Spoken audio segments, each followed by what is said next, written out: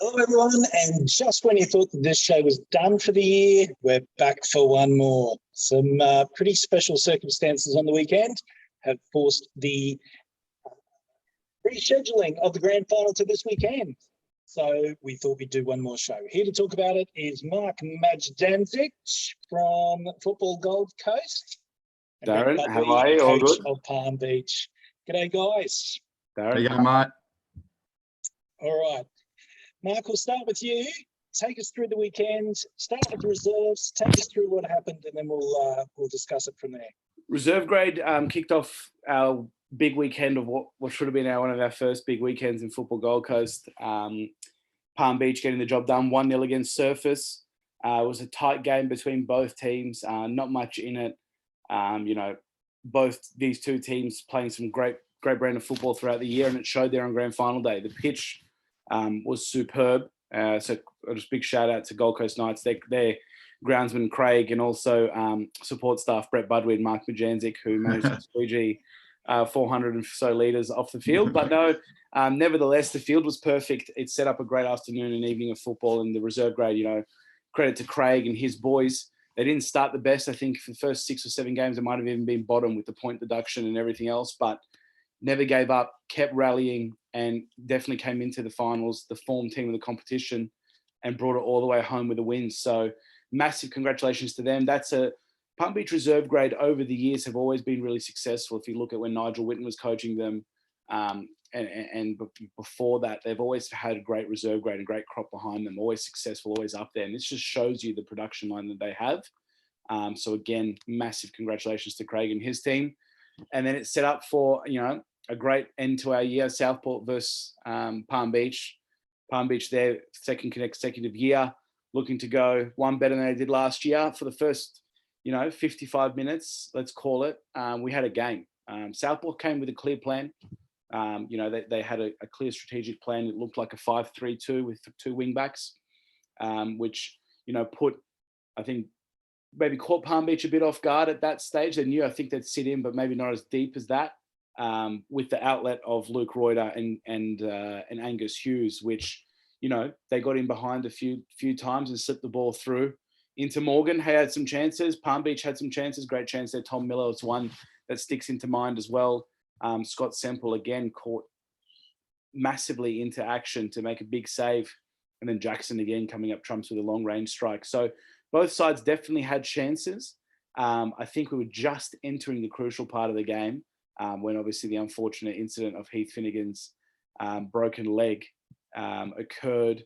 So again, massive respect for Heath. He's such a strong player in the Gold Coast Premier League, always puts his body on the line, gives 110% for not only, the team, the club, but himself. So to see anyone go down with an injury like that, it's the last thing you want to see, especially on grand final day. And a very long ambulance delay forced us to postpone the match. So I believe it might only be the second postponement ever of a Gold Coast Premier League final. The other one was as a result of weather, and it was replayed.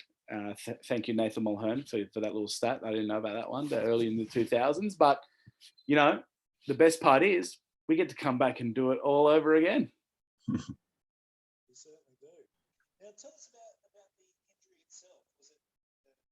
I can't really hear you, Darren. Is that my sign? I can't hear him either. I couldn't really hear you there, Darren. Sorry. Oh, okay. I'll speak up a bit. Now I can. So was it a dangerous tackle? What caused it? From my perspective, I thought it was just a 50-50. It was just a 50-50 tackle with Andrew Ridden, Southport centre back. Maybe awkward leg positioning from both. Bit, it's hard to say really. I was at the commentary section in the halfway line with my binoculars trying to see what was going on for the large part of the game, but it didn't look like anything dirty or anything like that. Play actually, I think, continued. It re-kicked off, and I don't think anyone knew the severity of it until I think it was Scott Semple in the Southport goal that said, "Hey guys, stop this. This is a serious injury here."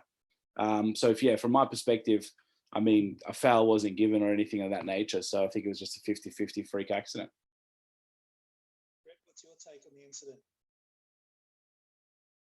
My take, Darren? Couldn't hear you then. Yeah. Look, like Mark said, there was wasn't a dirty tackle or anything. The ball was there.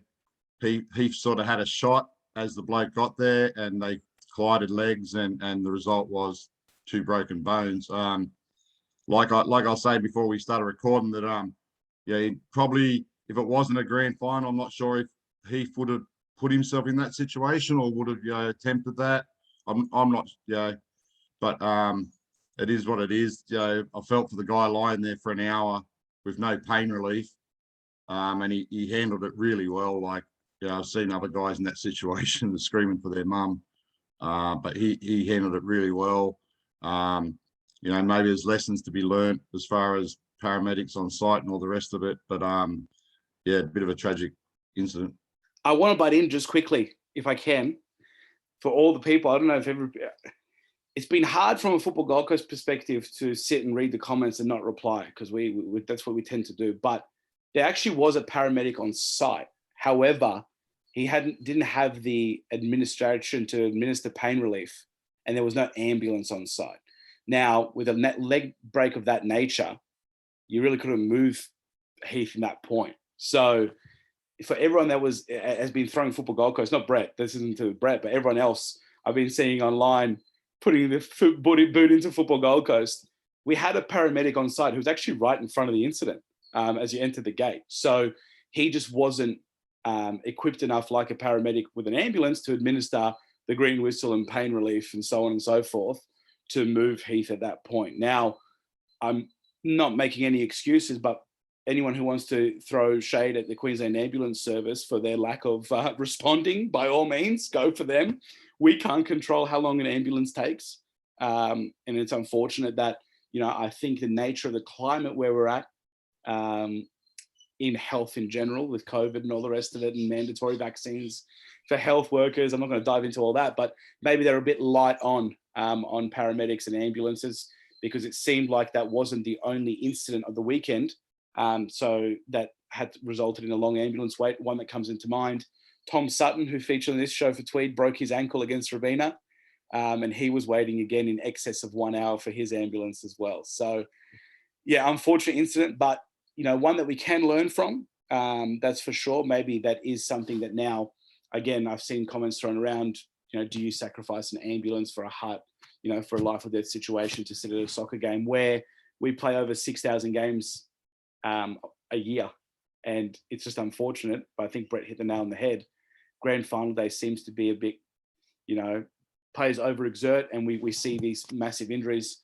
Again, 2 years ago, for those that are well aware, Matt Hilton and Tim Warren's injury, that was only a 30-minute delay. So, in that series, we wouldn't be here now if that was the situation.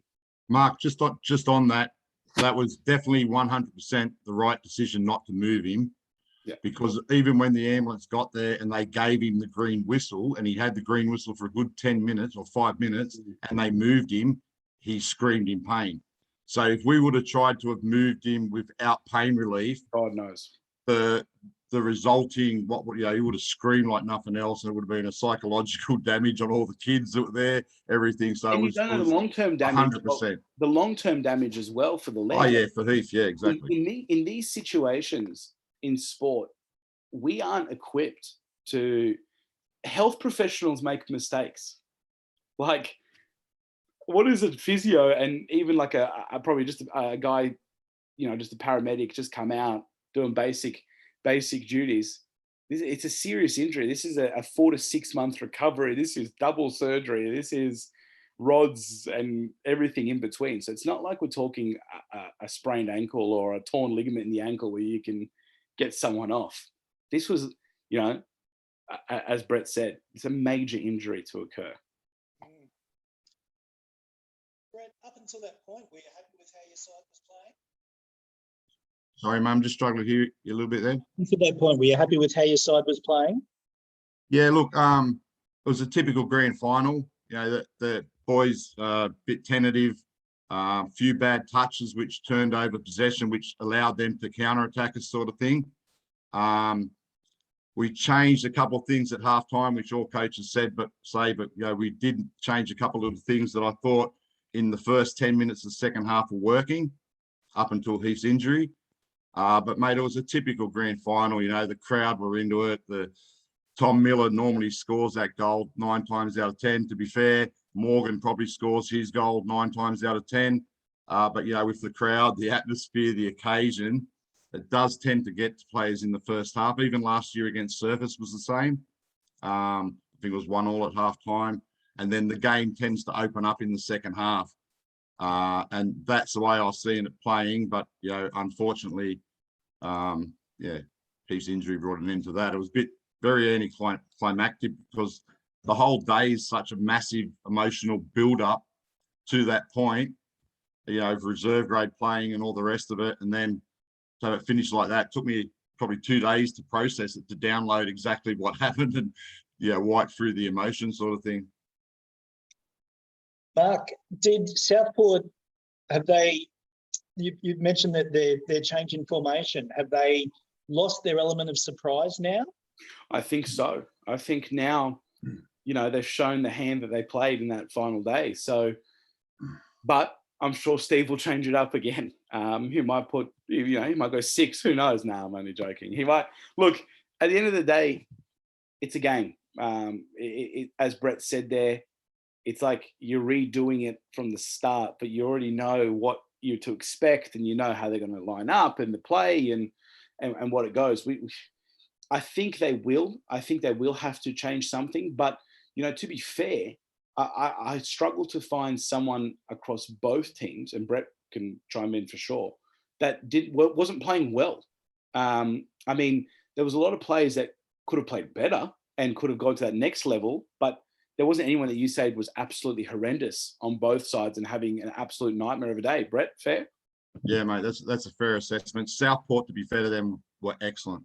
You know, even my boys at training last night were saying, you know, how good Southport were really up for it. You know, no credit to Steve in that, you know, they really rose to the occasion. It was a really good day, to tell you the truth. The atmosphere was unbelievable. Very good crowd. Yeah, it was disappointing.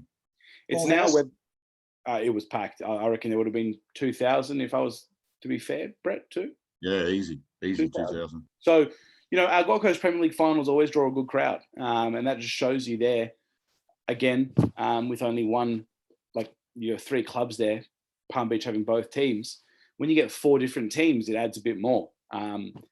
This weekend, though, it could even be more because you have 6 different clubs. So 6 different clubs, 3 games, not small clubs. You Pac Pines, Mudrabars, Narangs, Palm Beach. So we're talking big clubs.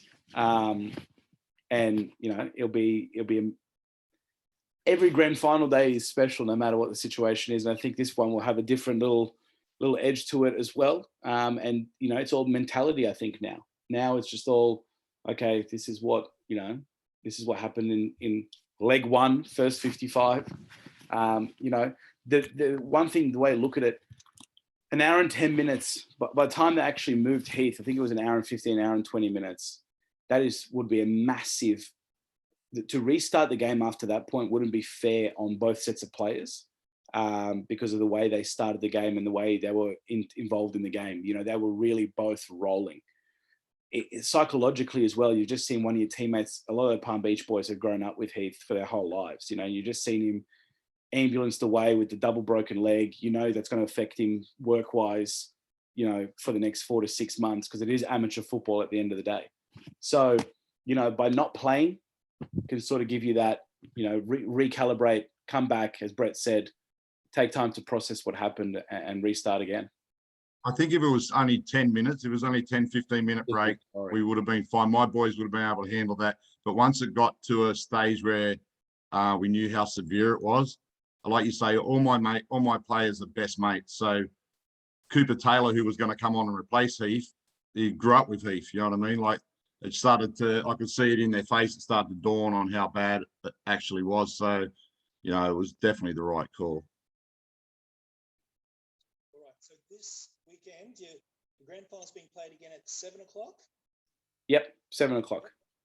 And the Coast League grand final 5 and reserves at 3? No, so we've got the Coast League reserve grade final is at 2.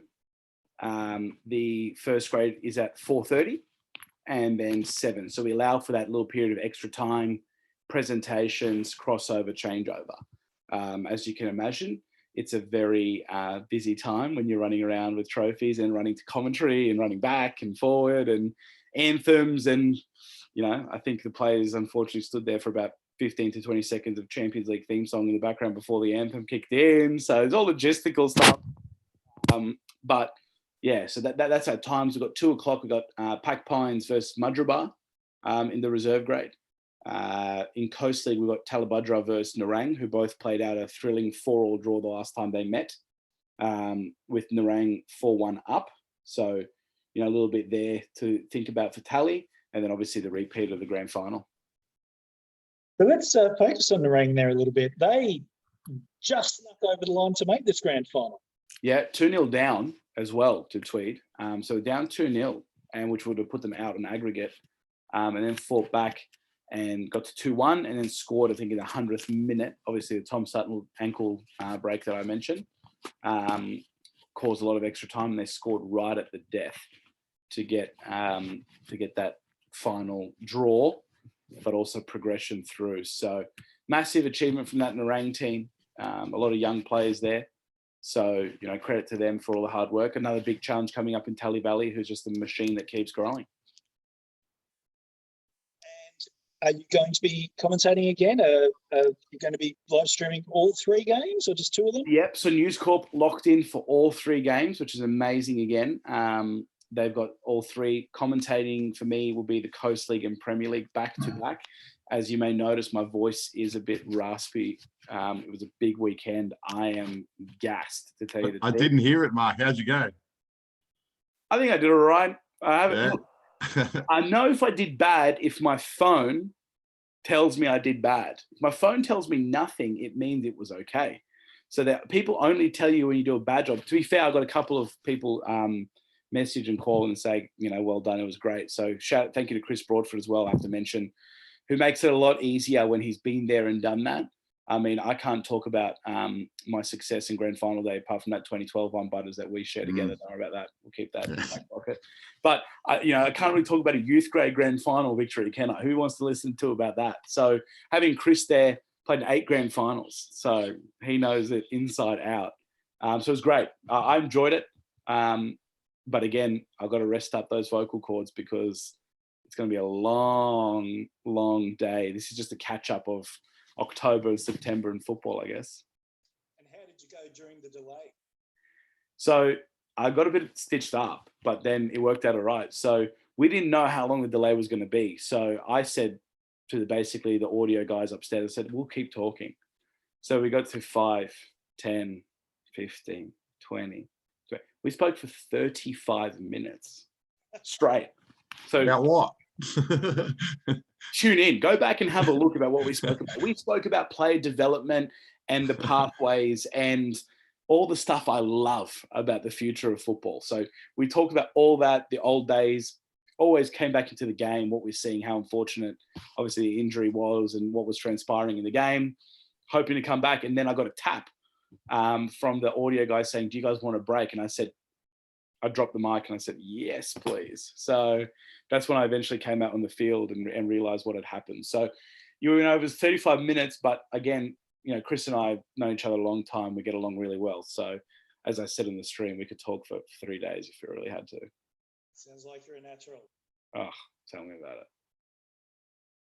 All right. So we'll put you on the spot now. Take us through the 3 games. Who's going to win? Is that from my perspective?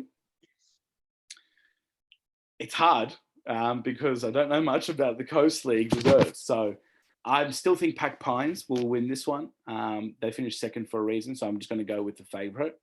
But I did see the Mudgee reserve grade games against Tally, who were really resilient and battled hard. So, it should set up to be an interesting match. But from all accounts, from speaking to other coaches in the Coast League areas, Pack Pines reserves actually try to play a little bit. So that'll be interesting to see how that match up. So I'm going to go Pack Pines. Can't go past Tally, but there might be some movement.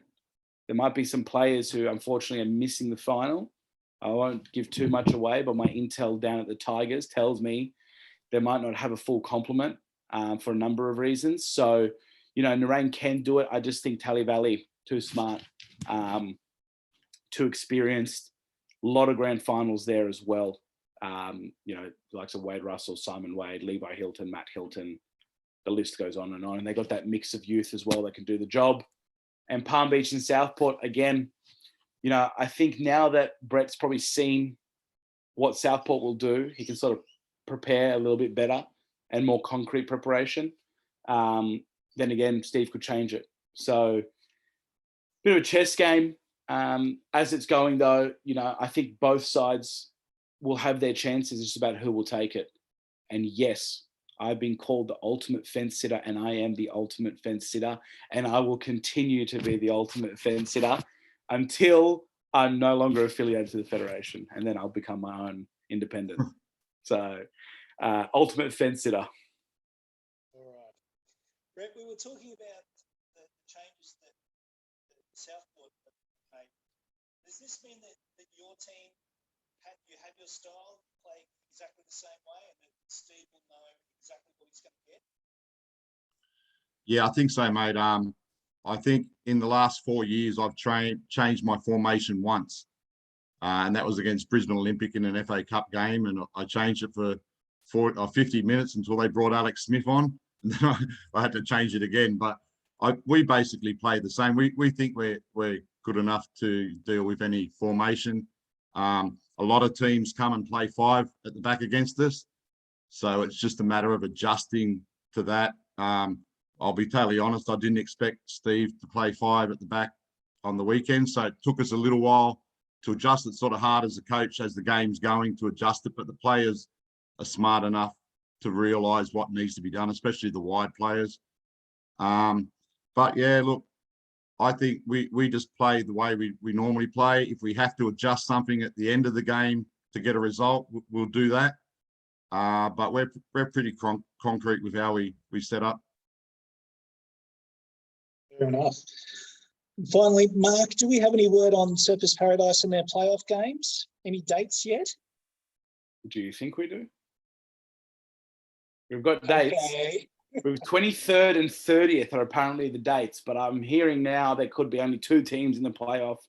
I'm hearing there could be 16 teams in a bracket like the NCAA basketball tournament. There might be 16 teams playing for one QPL2 spot. No, I'm only joking. But the way it's going, nothing surprises me, to be honest, anymore.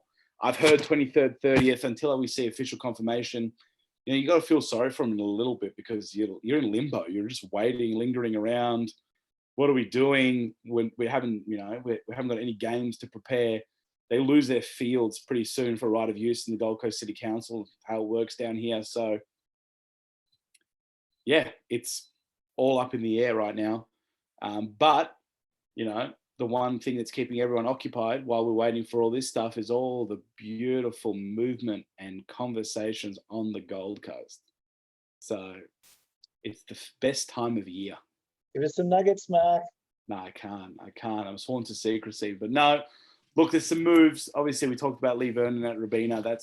That started a bit of a chain of movement. I still think we're about a week or 2 away from some real conversations, some hard conversations. If I'm hearing some of the player movements going around, there's going to be some super stacked teams on the Gold Coast next season in a variety of different competitions. So again, I think the mantle's passed over to Brett. Brett can finally, take the favourite mantle now because Surfers, hopefully won't be there for everyone's sake, I think. And then, I'm sure Brett will love to have that mantle and go bring it on. Yeah, definitely, mate. We wish Surfers good luck in the playoffs. Yeah, we always support the Gold Coast teams. Would be a shame if they're gone. They're like our biggest rivals. But and play them in preseason at least, Butters. You can have a good hit out in preseason at least. Me and Alex were going to arrange a game this week. Fair. But look, I think I have heard the same thing about there only being 2 teams in the playoff or whatever. But hopefully they're not going until December. And then COVID could throw a spin on everything. That'd be even better. Imagine we get locked down and we can't play the playoff. I thought we'd get locked down after the NRL Grand Final was finished, but that didn't happen. So That's now passed out of our minds, but so yeah. Who knows? Mate, just before we go, if I just say thank you to all the people that have sent out messages and donations to Heath. I think he's at about $7,000 or something now. It's just overwhelming. I know he'd like me to thank everyone, even players, opposition players, been donating money, sending him messages. Really, really strong show of support. It just goes to show that, each weekend we play against each other on different teams, but really we're all from the same tribe, you know what I mean? We're all from the football tribe and we look after each other. And it's been really, really good to see how much outpouring of support he's got. So just want to thank everyone for that. So that's a great place to end the show. So Brett, good luck on the weekend. Thanks, mate. Looking forward to it, sort of. And Mark, have another good call on the weekend. I'm sure you were great last weekend. You're right. No news is good news. Fingers crossed my vocal cords hold up, but let's wait and see. Thanks, Darren. Appreciate it. All right. That is the Village Law SEQFC preview show. Good luck to all teams in the grand finals on the weekend. Good luck to Surfers Paradise in their playoff. I'm with you guys. I think you'll go up for sure. All right. Until next year, we'll see you then.